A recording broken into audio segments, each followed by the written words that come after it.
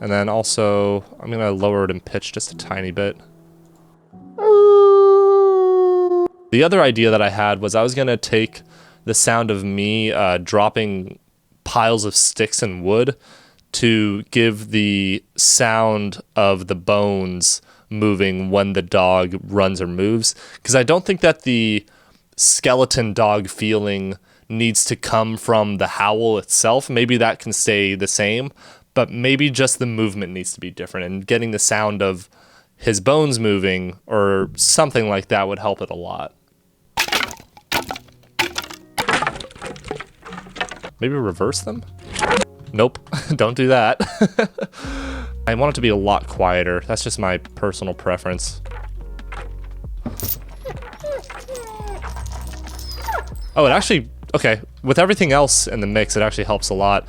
It's really easy to forget when you're mixing sounds for a film where something may feel off in the grand scheme of the entire animation or film that you're working on, but once you add in other sounds to the mix, it all of a sudden feels so much more full. So let's do a quick before.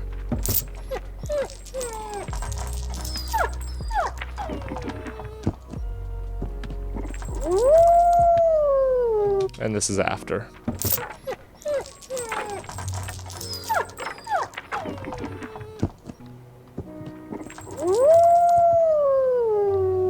So again, the howling didn't really work as well, but the bone idea I think worked pretty well. But ultimately, I think that these are a lot of different ideas that you could probably try, Matt, but otherwise, really good job on the sound. And yeah, let's move on to the next one. This one's by Dietrich. Okay, so it's a ghost taking a shower. Cool. So honestly, I don't really have much to say about this. I genuinely like the sound, and I think the sound works for the video. Like it fits. It just works for the style. There's like really nothing I can really say that I would fix or change. So I'm just gonna show off some cool ways to make some ghost sounds. I'm gonna do resynth, and I'm going to use a pulse wave, add a MIDI item here.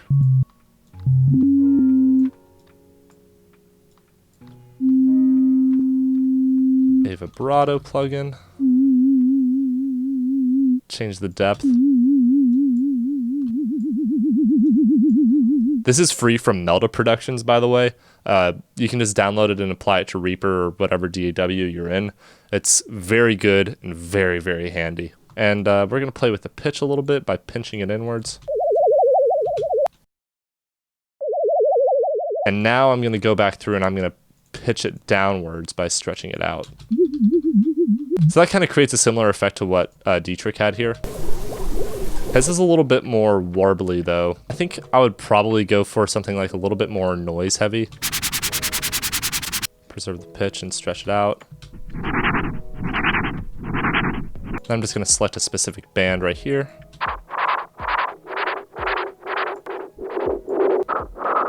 And let's see what happens if we layer this in with the previous sound. Yeah, it sounds okay. The purpose of making some of these sounds is not so much to get it perfect, but just to kind of give you guys some ideas on how to apply this to your own sound design. I feel like some sort of oscillation is really important for a sound like this, at least for the cartoony style. But if you're going for something more realistic, then you're probably gonna just wanna do like some sort of like tone and like really focus on the movements of the ghost. Like if a big scary ghost were to just sort of fly by you, then you would want to do some sort of scary wind sound that ties along with it.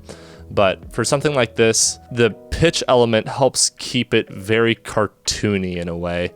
And I feel like oscillating sounds like this helps make it very cartoony. So that's just kind of one way to go about that. So yeah, in the end, Dietrich, I'm sorry I don't really have much feedback for you. I think your sound is good. I think it's fun. And yeah, good job, man. So if you enjoyed this video, any likes and comments are greatly appreciated. Let me know how I did. I really would love some feedback on what you guys think of the series so far. I think that this one was a little bit weaker than the last one just because I wasn't really able to give the best quality feedback to these ones. A lot of this was more so just a step in the right direction instead of a full redesign, if that makes sense.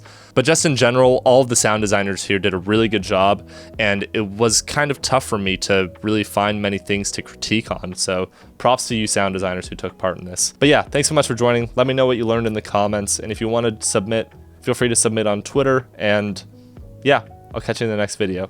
Thanks for watching.